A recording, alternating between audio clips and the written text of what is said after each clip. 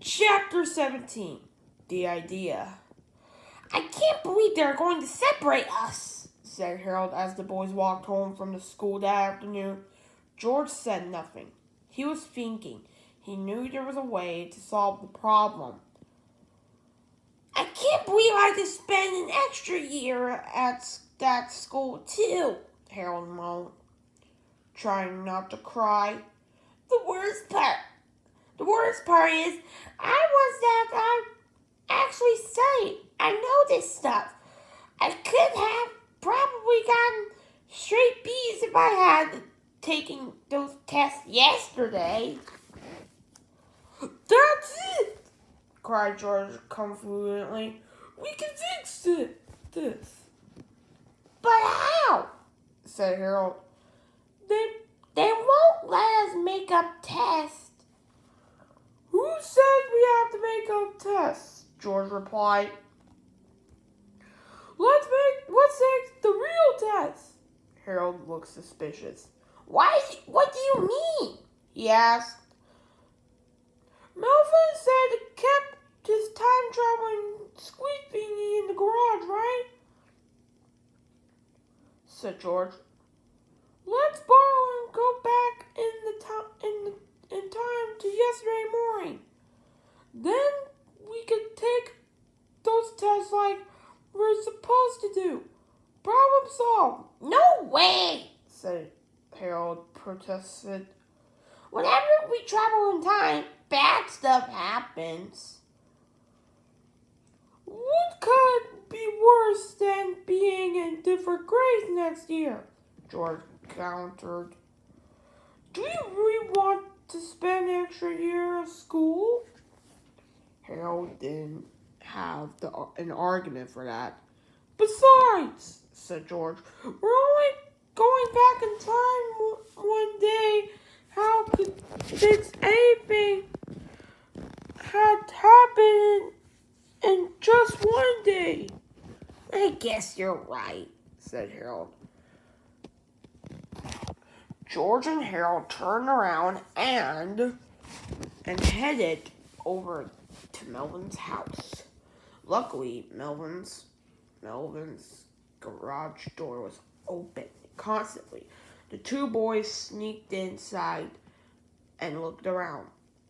And there, standing in the corner beside a box of Lang's scorn 7-inch Genki wrenches was the glow-in-the-dark time-traveling robo-squid suit.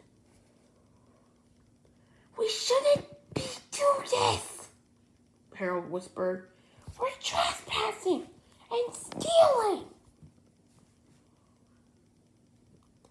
Hey, Melvin started this whole mess, George reminded Harold. We're just fixing it. Besides, we're not stealing. We're just borrowing.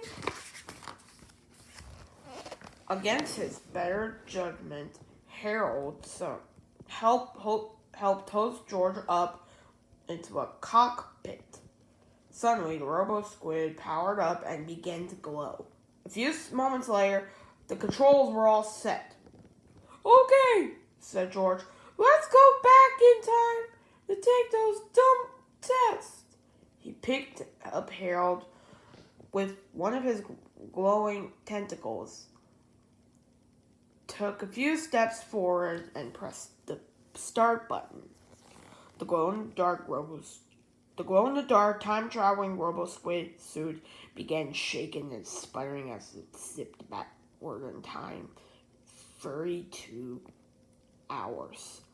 A blind ball light flashed suddenly, and George and Harold arrived bright and early yesterday morning, just in time from school.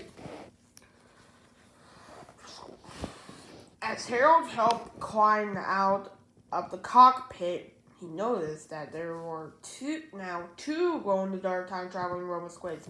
Hey, said Harold. How come there are two glow-in-the-dark time-traveling robo-squids? Said George. I guess that one in the corner is that one from yesterday. When we went back in same time we created typical time machine. Oh, said Harold. Melvin should thank us. Yeah, said George. That was very thoughtful of us. George and Harold ran back, though, through the town as fast as they could. Soon they were scrambling up the steps of Jerome Horowitz Elementary School. This feels weird, said George. I've never been so happy to go to school before. Or take our tests, said Harold.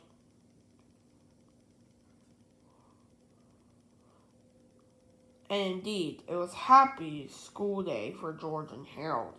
They took all their tests, did pretty well on most of them, and they never had to deal with anything super secret again.